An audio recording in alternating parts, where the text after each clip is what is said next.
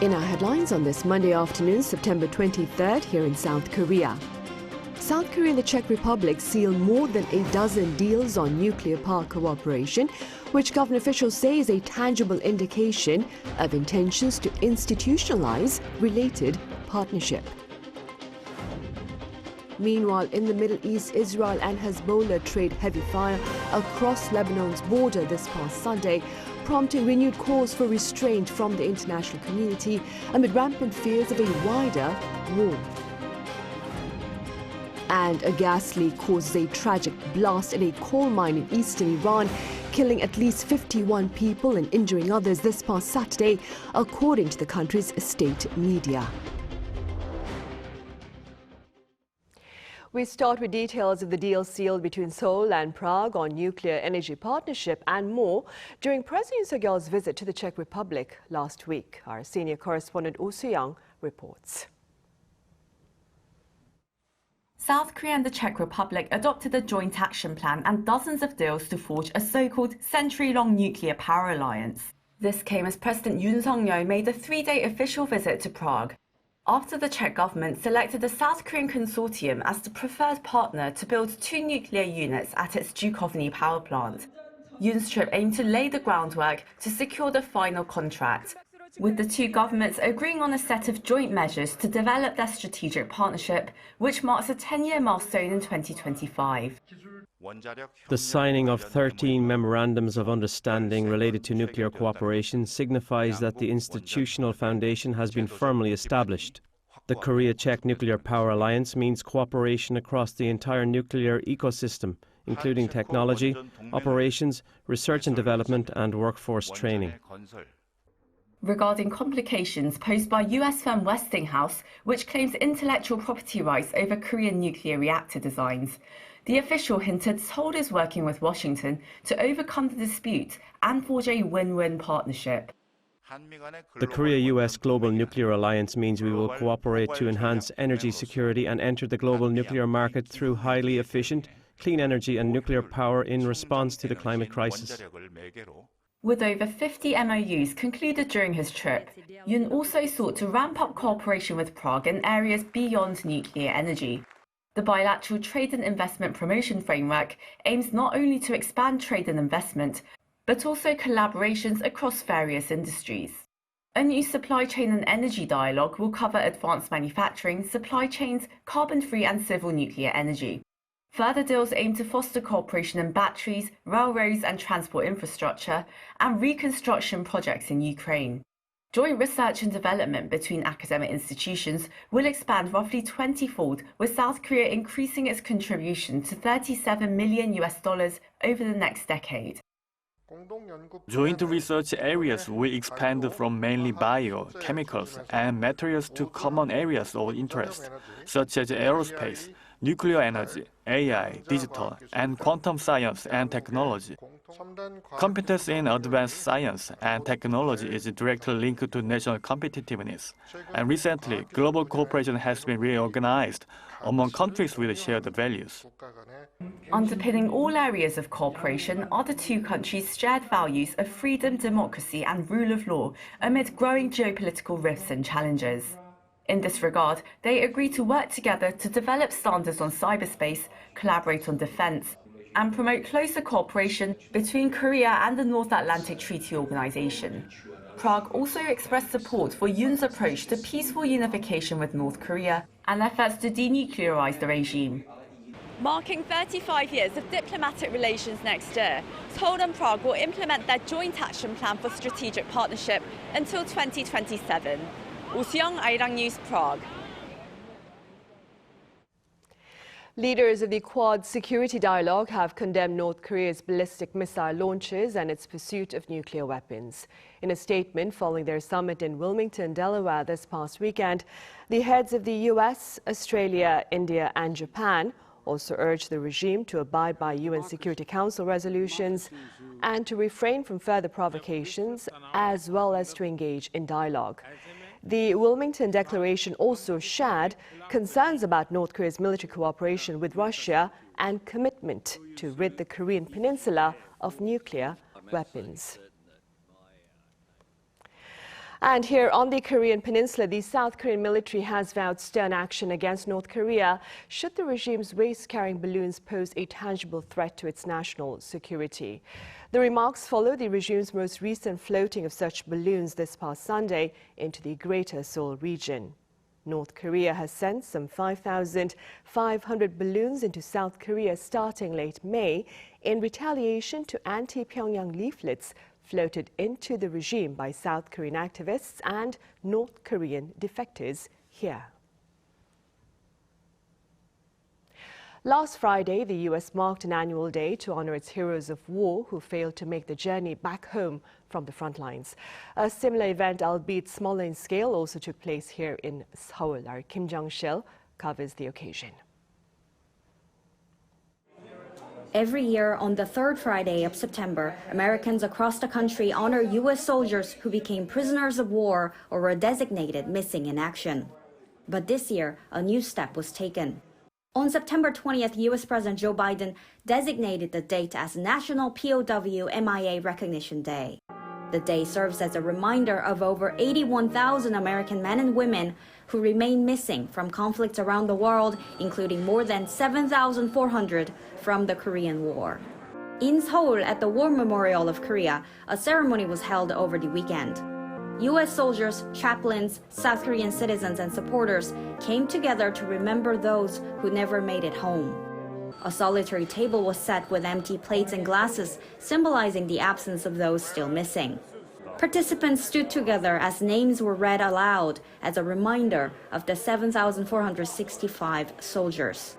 Colonel Martin Cho, garrison chaplain at USAG Humphreys, said he feels a mixture of sadness and gratitude. Thanksgiving coming up, but they have no those family members together, so very up and down emotion today. But I'm so happy today we held this historical event in Korea. Remember Together 7697 chairman Han Jung-yun's mother was pregnant in Hwanghae-do province during the war. Wanting to leave due to the bitter cold, their fate changed when a couple of U.S. soldiers helped them board a train heading to the south. When I saw the remains of U.S. soldiers return from North Korea in 2018, I thought maybe those who saved my parents could be among them. That moment changed everything for me. As the U.S. continues its efforts to account for all missing soldiers, events like these serve as reminders that these men and women are not forgotten. Chairman Han and others say they are committed to ensuring their legacy lives on. Kim Jong-sil, Arirang News.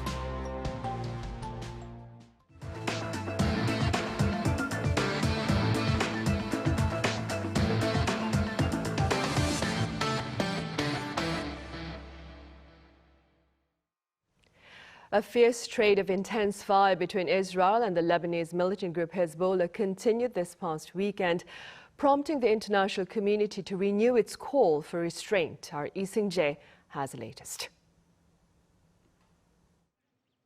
Hezbollah had threatened an attack against Israel after the Lebanese militant group accused Israel of being responsible for the large-scale detonation of communications devices that killed dozens and injured thousands others. Early Sunday, the militant group launched its deepest rocket attacks towards Israel since the outbreak of the Gaza war. Reports say over 140 rockets were fired into northern Israel, with air raid sirens blasting across the region and hundreds of thousands of people seeking shelter. Israel says while most rockets were intercepted, 4 people were wounded in the attacks. Israel also launched hundreds of strikes on Lebanon as a senior Hezbollah official declared an open-end battle was underway, with both sides on the brink of an all-out war. The rocket attacks also follows Friday's Israeli airstrike in the Lebanese capital that killed at least 45 people, including one of Hezbollah's top leaders. Meanwhile, the Israeli military raided the Al Jazeera broadcasting station in the West Bank on Sunday, forcing a shutdown for 45 days. The Israeli military said in a statement that it had conducted a legal review and determined that Al Jazeera's broadcasting was being used to incite and support terrorism while threatening the security and public order of the region in the West Bank and the entire state of Israel. Al Jazeera, in response, strongly condemned what it called the criminal act, calling the raid an affront to press freedom and the very principles of journalism. In response to the growing conflict in the Middle East, U.S. President Joe Biden said Sunday that Washington will do everything it can to prevent a bigger war. Earlier on the same day, White House National Security spokesperson John Kirby told ABC that the U.S. does not believe a military conflict or an escalation of the war is in the best interest of Israel, adding that Washington is holding direct discussions with the Israelis. Speaking to CNN, UN Secretary General Antonio Guterres said he fears the possibility of transforming Lebanon into another Gaza. UN Special Coordinator for Lebanon also warned that the Middle East was on the brink of an imminent catastrophe, adding that no military solution would make either side safe. Lee Seung-jae, Arirang News. Staying in the Middle East, a gas leak causes a tragic blast at a coal mine in Iran, killing dozens of people. Our Ian Jin reports. Iranian state media said Sunday that 51 people were killed in an explosion at a coal mine in Iran's South Khorasan province, 540 kilometers southeast of the capital Tehran. The explosion, which occurred, according to IRNA News, in blocks B and C of a section of the Tabas mine, operated by a private Iranian firm, the Madanju Company, at 9 p.m. on Saturday night, also left around 20 people injured. The governor of South Khorasan said there were 69 workers in the blocks at the time of the explosion, 22 people in Block C and 47 in Block B, adding that it's unclear how many survivors are trapped inside the mine. Reports also said the explosion was caused by a methane gas leak. Iran's Supreme Leader Ayatollah Ali Khamenei and President Masoud Pezeshkian expressed condolences to the families of the victims, with the president adding that the best efforts would be made to follow up on the situation. A local prosecutor said gas accumulation in the mine has made search operations difficult, but that the priority was to help those injured and recover people from under the rubble.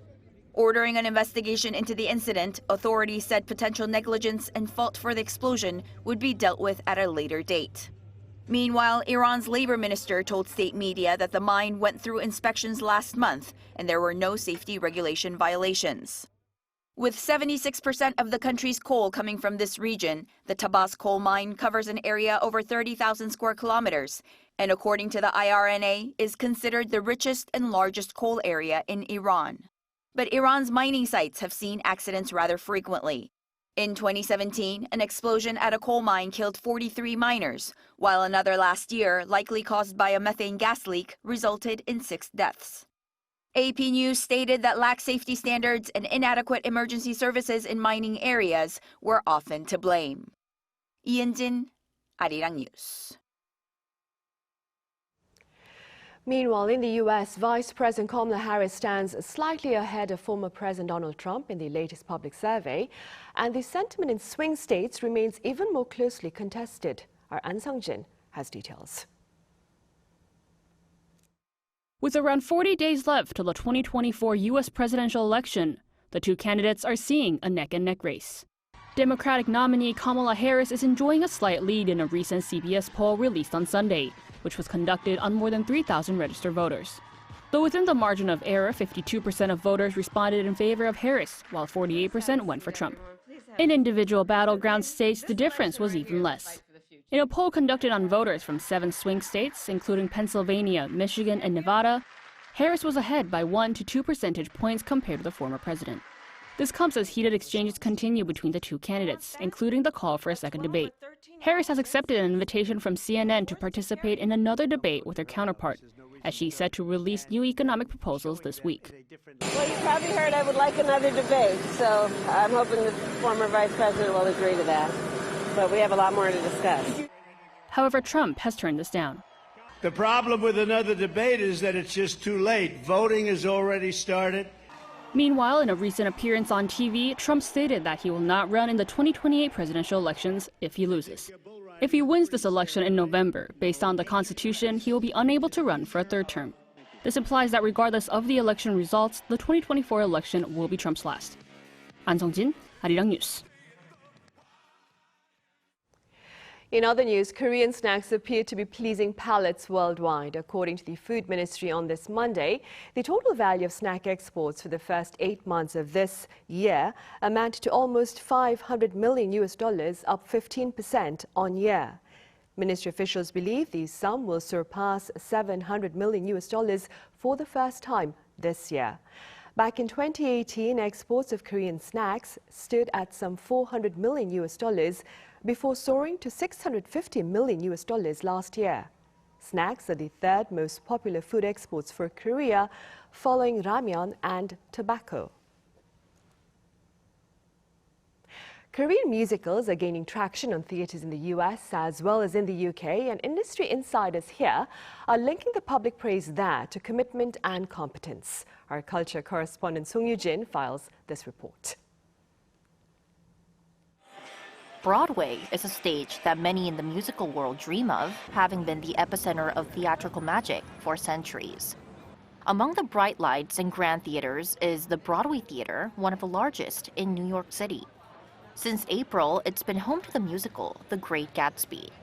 The mastermind behind this show is Korean musical producer Shin Chun-soo, the first Asian to solely lead produce a Broadway musical. Producing one of America's most beloved stories was a challenging task. I found parallels between the 1920s and the present day and aimed to capture the bittersweet irony and the tragic grandeur of Gatsby's world, expressing the emotions of the characters through the music. With no set closing date, the production is on an open run, aiming for 5 years. This means the show will keep running as long as there is an audience wanting to see it. But The Great Gatsby is just one part of a larger story. Earlier this year, Marie Curie made its successful West End debut in London at the Charing Cross Theatre. And just this month, Frida, the Last Night Show, had its US premiere at the University of Southern California's Bing Theatre. So what exactly is fueling the rise of Korean musicals on the international stage? Industry insiders say it's a combination of quality and passion. Actress Kim So-hyang, who starred in both Frida and Marie Curie in Korea, reflects on how far Korean musicals have come. I believe it's our relentless dedication to creating something extraordinary. There's a special charm in how we craft these stories. For example, with Frida, the powerful narratives that let women voice their strength seem to mesmerize the audience. For years, word has spread among foreign producers about the quality of Korean musicals and the talent of our actors. Government support has also helped smaller productions find opportunities abroad. In just the first half of this year, Korea staged over 9,000 performances, an impressive figure that's driving rapid growth for actors and production teams.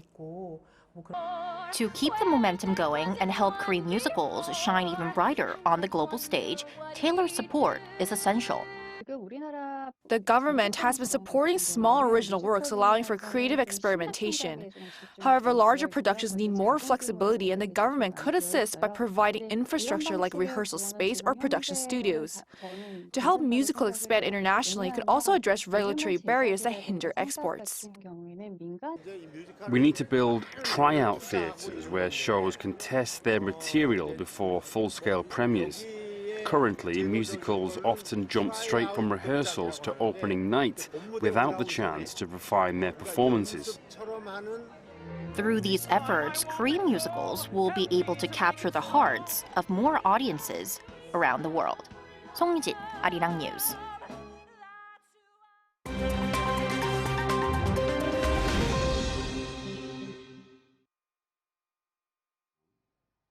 Let's take a look at the latest news in the world now.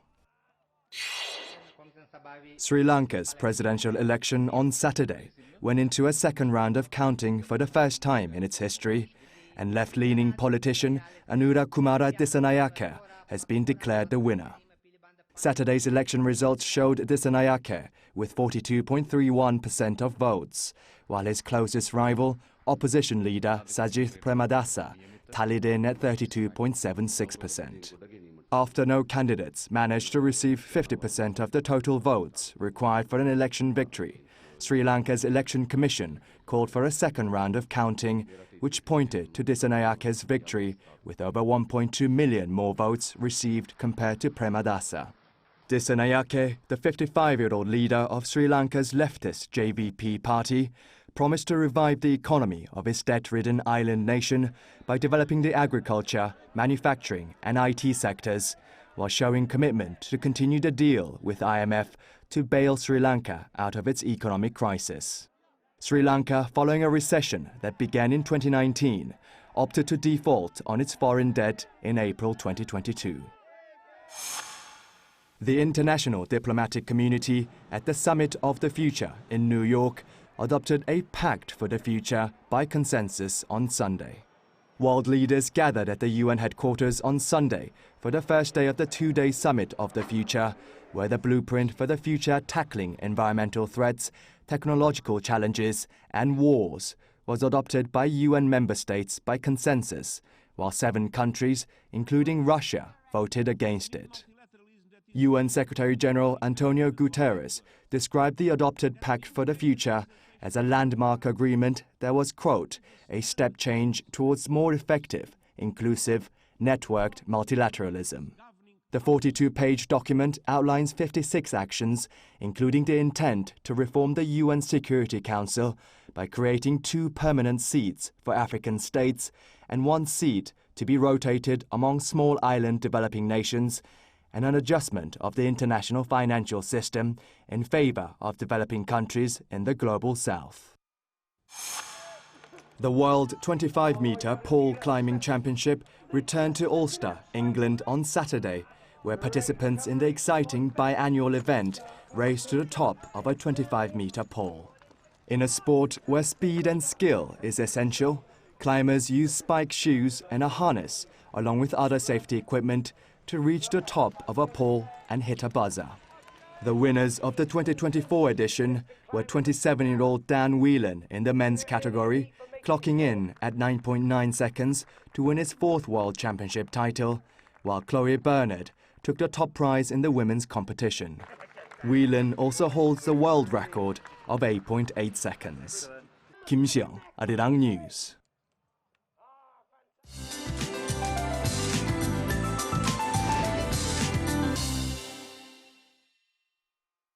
Good afternoon. What a dramatic change in the weather in a few days. It was only a week ago waking up to tropical nights, but now we need warmer blankets or pajamas at night with a sharp drop in low temperatures, nearly 10 degrees Celsius lower than the same time last week. But highs are rising fast to the mid to upper 20s in most parts, leading to wide gaps in readings under plenty of sunshine. Strong UV rays will be shining down nationwide, so don't forget your sunscreen and sunglasses to protect your face. Having your legs and arms in the sun will be enough to soak up vitamin D from the sunshine. Now this afternoon, Seoul and Busan should be getting up to 27 degrees Celsius. Gwangju topping out at 28 degrees with a gentle breeze and lower humidity. Clear, sunny and dry weather continues this week with the final arrival of early autumn. However, afternoon readings stay higher than norms, leading to big temperature swings. Well, that's Korea for you, and here's a look at the international weather conditions.